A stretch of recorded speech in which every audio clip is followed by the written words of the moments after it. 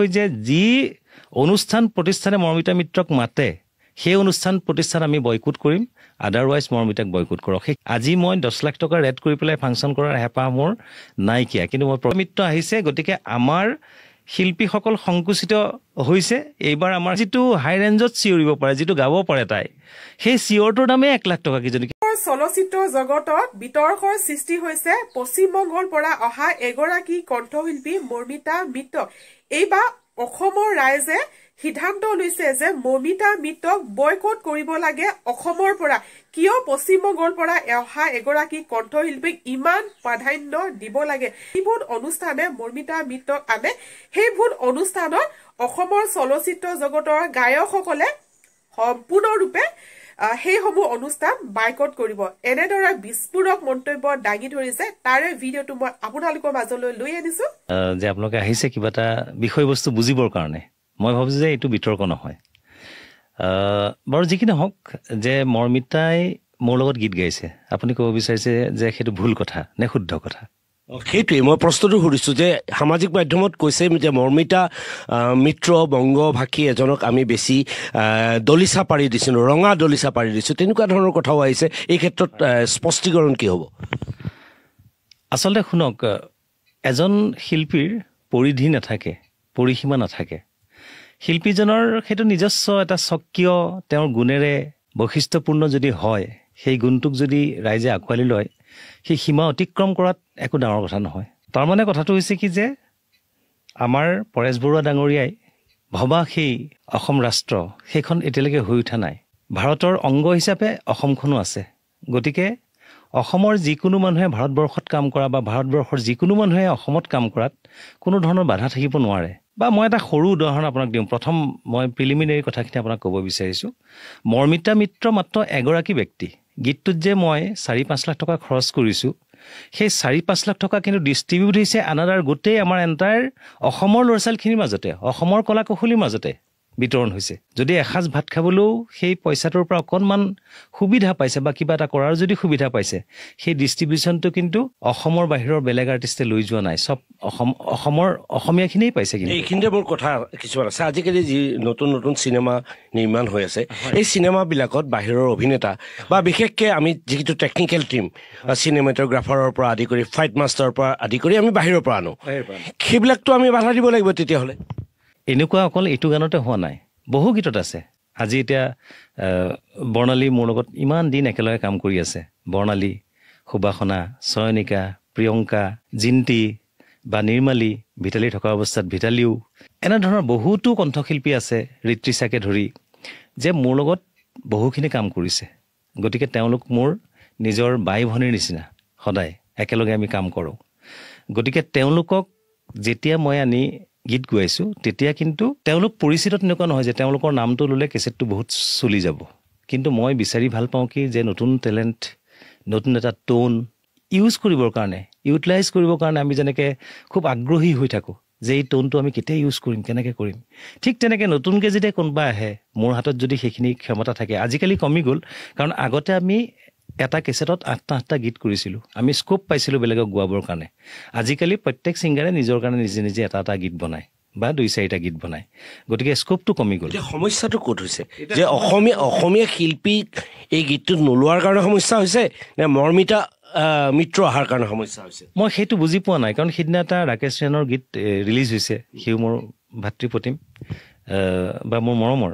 গতিকে ৰাকেশো এজন বাহিৰৰ ছিংগাৰক লগত লৈ পেলাই গীতটো কৰিছে তাৰোতো এটা কেলকুলেশ্যন আছে তাক লৈতো কোনো জনজাগৰণ কৰা নাইকিয়া এই ক্ষেত্ৰটোত এই যে মৰমিতাৰ ক্ষেত্ৰটোত কেইজনমান বিশেষ মানুহে যি বিতৰ্কৰ সৃষ্টি কৰি আছে তেওঁলোকৰ উদ্দেশ্য লক্ষ্য কি আমি নাজানো কিন্তু মই কৈছোঁ আজি পাপনে যিটো গীত নাইজেৰিয়ান ছিংগাৰৰ লগত গালে যিটো গীত ছুপাৰ হিট হ'ল যিটো ভূমিৰ কাৰণে কৰিলে তাতেতো তেওঁ যিটো শব্দবিলাক উচ্চাৰণ কৰিছিলে খুব স্পষ্টকৈ অসমীয়া শব্দ উচ্চাৰণ কৰা নাই ইয়াৰ আগতে তুমি চান চনু নিগম বহুতক গোৱাইছা তেওঁলোকেওতো ইমান শুদ্ধ অসমীয়া এজনে যেনেকৈ উচ্চাৰণ কৰে তেনেকৈ কৰা নাই নহয় আচলতে চাওক সেইটো আপুনি বাদ দিয়ক আমি বাহিৰলৈ নাযাওঁৱেই আমাৰ ভিতৰতেই আমাৰ অসমৰ ভিতৰতেই প্ৰত্যেকখন ডিষ্ট্ৰিক্টৰ কথা কোৱাৰ সুৰ সঞ্চাৰ বা উচ্চাৰণৰ ক্ষেত্ৰতো বহু ব্যতিক্ৰম দেখা যায় তেজপুৰত আপুনি বেলেগ ধৰণে পাব লখিমপুৰ ধেমাজিত বেলেগ ধৰণে পাব, যোৰহাটত বেলেগ ধৰণে পাব, বৰপেটাত বেলেগ ধৰণে পাব। গতিকে আমি নিজৰ অসমীয়াৰ মাজতেই গোটেই অসমীয়াত্বটো যিটো একদম একমত অসমীয়া ভাষা, সেইটো আমি নিজৰ মাজতে কেতিয়াবা কেতিয়াবা নাপাওঁ। পাওঁ জানো? কাৰণ কিয়, চবৰ এটা একচেণ্ট থাকে নহয়। উচ্চাৰণটো শুদ্ধ কৰিব পাৰি, কিন্তু একচেণ্টটো গুচাই দিব নোৱাৰি। গতিকে আজি হিন্দীভাষী এজনে যেনেকৈ অসমীয়া কথা ক'লে তেওঁক নন আছামিজ বুলি গম পোৱা যায়, শুদ্ধকৈ ক'লেও গম পোৱা যায়। আৰু আমি অসমীয়াজনেও হিন্দী ক'লে বহুতৰ ক্ষেত্ৰতে আমি যে অসমীয়া হয়, সেই অসমীয়াৰ গোন্ধটো থাকিবই। সেইটোতো নহয় বস্তুটো। কথা মই কওঁ যে ফেচবুকত যিসকলে অযথা বিতৰ্কটো কৰি আছে যে লুটি নিবলৈ আহিছে, এই লুটিবলৈ কোনে মাতিছে? নহয়, কিছুমান কথা বৰ বেয়া লাগে। তাৰমানে আমি অসমীয়া জাতিটো এনেও আতিথ্যপৰায়ণ জাতি। গতিকে সেই আতিথ্য দিয়াৰ ক্ষেত্ৰত আমাৰ এটা নাম আছে, সেই নামটো চহকী নাম। গতিকে এইখিনি ক্ষেত্ৰত XYZ, কোনোবা মৰ্মিতা হ'ব পাৰে, কোনোবা বেলেগ পল হ'ব পাৰে, দেৱজিৎ চাহ হ'ব পাৰে, কোনোবা হ'ব পাৰে। কথাটো কৈছোঁ, তেওঁলোকক যেতিয়া সেই আতিথ্যটোৰ বাহিৰে আমি যেতিয়া বদনাম কৰিবৰ কাৰণে এটা সাংঘাতিকভাৱে ছ'চিয়েল মিডিয়াত চৰ্চা কৰোঁ, তেতিয়া আমাকে নিজকে আচলতে যেন আমি নিজেই এতিয়াও বহুত সংকুচিত হৈ আছোঁ, বা আমি যেন ছিকিউৰ নহয়, ইনছিকিউৰ হৈ আছোঁ, এনেকুৱা আমাৰ অনুভৱ হয়। গতিকে সেই বস্তুটো হ'ব নালাগে। আমাৰ অসমীয়া বা অসমৰ শিল্পীটো বাহিৰত বহুখিনি কাম কৰি আছে। আজি নিজেই দেখা পাইছোঁ যে ভোজপুৰী গীতত বা মুম্বাইত কল্পনা পাটোৱাৰীয়ে কি ধুনীয়াকৈ কাম কৰি আছে। তাততো কাৰো একো অসুবিধা হোৱা নাই, তাততো কল্পনা পাটোৱাৰীক বয়কট কৰা হোৱা নাই, তাৰ ছিংগাৰখিনি ইনছিকিউৰ হোৱা নাই, বা ছ'চিয়েল মিডিয়াত সেইটো সমালোচনা হোৱা নাই। অথচ আমাৰ ভোজপুৰী ছিঙৰ কুইন হিচাপে তেওঁক একচেপ্ট কৰিছে। ঠিক তেনেকৈ মুম্বাই জগতখনতো বহুত আছে। আজি অনিন্দিতা পালে ধুনীয়াকৈ মুম্বাইত কাম কৰি আছে, আৰু আমাৰ শংকৰ মহাদেৱনৰ লগত তেওঁ শ্ব' কৰিছে, বা মধুস্মিতা ভট্টাচাৰ্য ইয়াত একো বিশেষ নামগোন্ধেই নাছিলে, কিন্তু টি চিৰিজে তেওঁৰ কিমানখিনি ভজন ৰেকৰ্ড কৰিছে। যে মৰ্মিতাই আমাক ডিষ্টাৰ্ব কৰিছে, তেতিয়াহ'লে তেওঁলোকে নিজে ইউনিটিটো নিজৰ থাকিব লাগিব, একগোট হ'ব লাগিব। একগোট হৈ যে যি অনুষ্ঠান প্ৰতিষ্ঠানে মৰ্মিতা মিত্ৰক মাতে, সেই অনুষ্ঠান প্ৰতিষ্ঠান আমি বয়কট কৰিম, আদাৰৱাইজ মৰ্মিতাক বয়কট কৰক। সেইখিনি ক'ব পৰা কোনোবা ছিংগাৰৰ বা কোনোবা মিউজিক ডাইৰেক্টৰৰ সাহস আছেনে? সেই একেটা কথাকে মই কৈছোঁ। আমি বহুতৰ লগত যোগাযোগ কৰিছোঁ, তেওঁলোকে কৈছে আমি কথা নকওঁ। আৰু এতিয়া যিবিলাকে বিতৰ্ক কৰি আছে, তেওঁলোকে কিন্তু সংগীতৰ লগত ইমান জড়িত নহয়, তেওঁলোকে সংগীত হয়তো ভালদৰে নাজানে, কিন্তু তেওঁলোকৰ হঠাতে ইমান প্ৰীতি হৈছে লোকশিল্পীসকলৰ কাৰণে। তেওঁলোক কিছুমানে কৈছে যে অসমৰ বিহুৰ বাবে ৰৈ থাকে কিছুমান শিল্পী, আৰু বিহুৰ বাবে আমি তেওঁ বাহিৰৰ আৰ্টিষ্ট আহি লৈ যাব। এই কথাটোক মই এটা কথা কৈছোঁ, বিহুটো কি আমি কেইজনমান আৰ্টিষ্টৰ কাৰণে বিহুটো আমি অসমীয়া জাতিয়ে উদযাপন কৰে নেকি? কেইজনমান গায়কৰ কাৰণে উদযাপন কৰে নে? বিহুৰ সংজ্ঞা এইটো নে বিহুৰ সংজ্ঞাটো কি? মই আচলতে এই ক্ষেত্ৰত আগৰ পৰাই দ্বিমত। বিহু ফাংচন বুলি ক'লে বিহুত যিখিনি স্বকীয় জাতীয় বৈশিষ্ট্যপূৰ্ণ যিখিনি কথা, সেইখিনি কথা অটুট অক্ষুণ্ণ ৰাখিব লাগে। আৰু বিহুত আচলতে বিহু বুলিয়েই নহয়, অসমত যিসকলে আয়োজন কৰে তেওঁলোক সদায় গ্লেমাৰক লৈ ব্যস্ত থাকে। প্ৰকৃত কৰ্মীয়ে কেতিয়াও সেইখিনি প্ৰকৃত উচিত মূল্য নাপায়, প্ৰকৃত মূল্য নাপায়। সেইটো আমি দেখি আহিছোঁ, নিজৰ ক্ষেত্ৰতো আমি ভুক্তভোগী দেখি আহিছোঁ। আৰু মোৰ এটাই কথা দেই, মই আপোনাক কথাটো কৈছোঁ যে মোৰ জীৱনত পাবলগীয়া, হেৰুৱাবলগীয়া বহুত বিশেষ একো নাই। কাৰণ 1990 চনত আৰম্ভ কৰিছোঁ শান্তা বাইদেউক লগত লৈ গীতেৰে। ভূপেনজীৰ, যতীন শৰ্মা এতিয়া মুম্বাইত থাকে, তেখেতসকলে ৰেকৰ্ডিং কৰিছিলে। গতিকে সেইটো দিনৰ পৰা ফ্লপ কি, হিট কি, ছুপাৰ হিট কি, মেগা হিট কি, জীৱনত চববিলাক পাইছোঁ। তাৰপিছত ফ্লপ কি, গতিকে গোটেই পায়েই আহিলোঁ।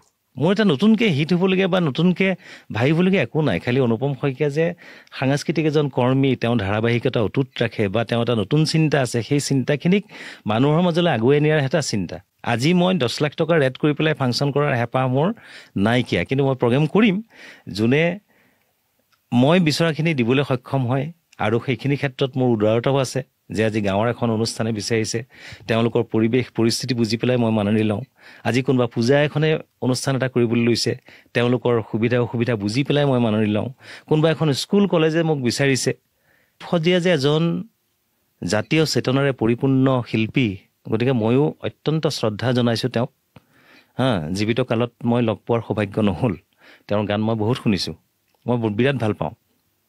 তাৰপিছত কিন্তু আজি চাওক, চৰকাৰৰ সহায় নোলোৱাকৈ আজি সাহিত্য সভা যদি হয় চৰকাৰৰ সহায় থাকিব, শংকৰদেৱ সংঘৰ মিটিং হয়, কিবা হয়, চৰকাৰৰ অনুদান থাকে।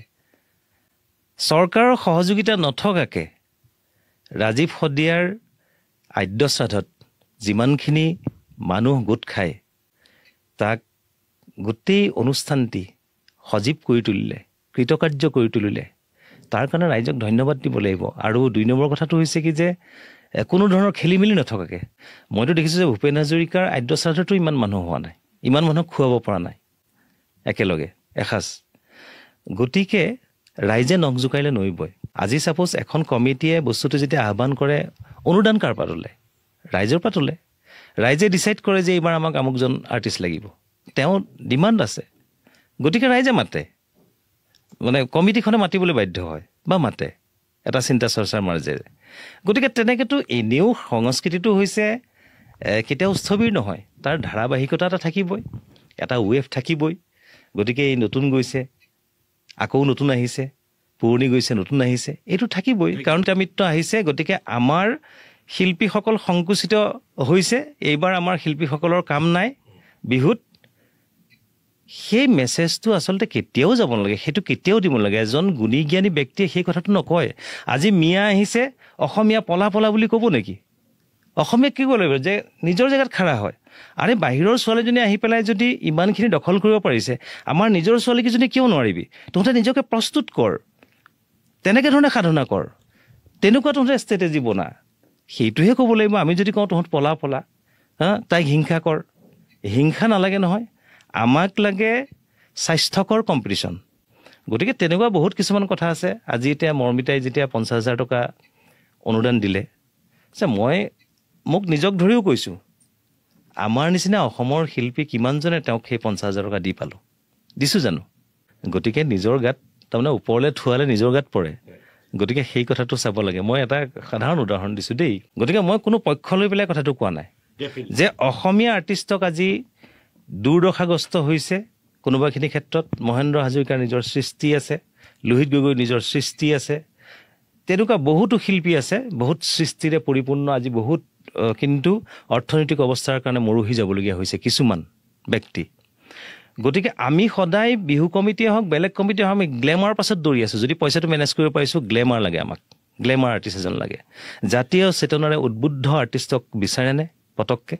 আজি ভিটালীয়ে দেহিঐ বুলি যিটো হাই ৰেঞ্জত চিঞৰিব পাৰে, যিটো গাব পাৰে তাই, সেই চিঞৰটোৰ দামেই 1 লাখ টকা কিজনী, কিন্তু গোটেই জীৱনটোত চাগে তাই 2 লাখ টকীয়া প্ৰগ্ৰেম এখনো কৰি নাপালে। With equipment, with well sound, গোটেইটো কৰিবৰ কাৰণে এটা ছফিষ্টিকেট কণ্ডিশ্যনৰ মাজত এখন শ্ব' কৰি মানুহক নিজৰ পাৰফৰ্মেঞ্চ দেখুৱাবৰ কাৰণে যিখিনি এলিমেণ্টছ লাগে, তাৰ কাৰণে যিখিনি পইচা লাগে, সেই পইচাটো দিব পৰা কমিটি চাগে জীৱনত এখনো নোলাল। তাই ঢুকাই গ'ল।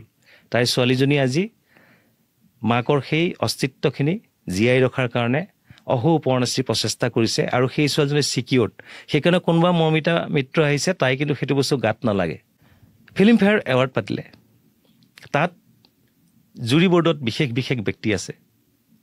তাৰ মাজত যে আমি যাক সাংস্কৃতিক বিশ্লেষক বুলি সন্মান জনাব বিচাৰোঁ, তেনেকুৱা ব্যক্তিকো সেই জুৰিৰ বিচাৰক মণ্ডলীৰ আসনত বহোৱা হ'ল, বহিলে। মই ছাপ'জ আজি এটা কম্পিটিশ্যনৰ জাজমেণ্ট কৰি আছোঁ, কেতিয়াবা মোৰ কনফিউজন থাকিব পাৰে যে বিলতে হালিছে গীতটো জ্যোতি সংগীত নে ৰাভা সংগীত, কনফিউজন থাকিব পাৰে। যেতিয়া মই এজন বিচাৰক হিচাপে কামটো চিনচিয়াৰলি কৰিবলৈ যাম, তেতিয়া যদি জ্যোতি সংগীতৰ কম্পিটিশ্যন, তাত যদি ৰাভা সংগীত গাই পেলাই যদি সেই গোৱাগৰাকীক যদি মই প্ৰথম পুৰস্কাৰ দি পঠাই দিওঁ, সেইটো তেতিয়াহ'লে বিচাৰকৰ মানদণ্ড কি হ'ল? তাৰমানে কি হৈছে, সেইটো কাৰণেতো অসম গভৰ্ণমেণ্ট জগৰীয়া নহয় নহয়।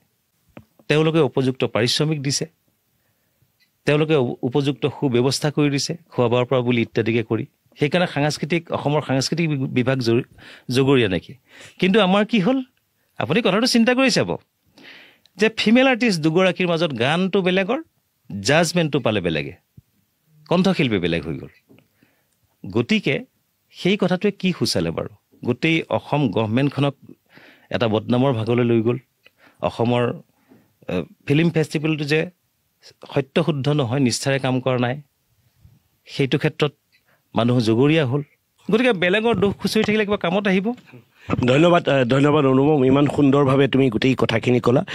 স্বৰাজ ভিডিঅ'টো আপোনালোকৰ মাজলৈ আগবঢ়ালো। ভিডিঅ'টো চাই কেনেকুৱা লাগিলে মোক কমেণ্ট কৰি জনাব, আৰু বেছি যদি ভাল লাগিলে চেনেলটো ছাবস্ক্ৰাইব কৰি ৰাখিব, কাৰণ এনেকুৱা ধৰণৰ ভিডিঅ' মই আপোনালোকৰ মাজলৈ প্ৰস্তুত কৰি থাকো। তো আজি ভিডিঅ'টো এটা সামৰণি পাইছো। আজিলৈ বাই বাই।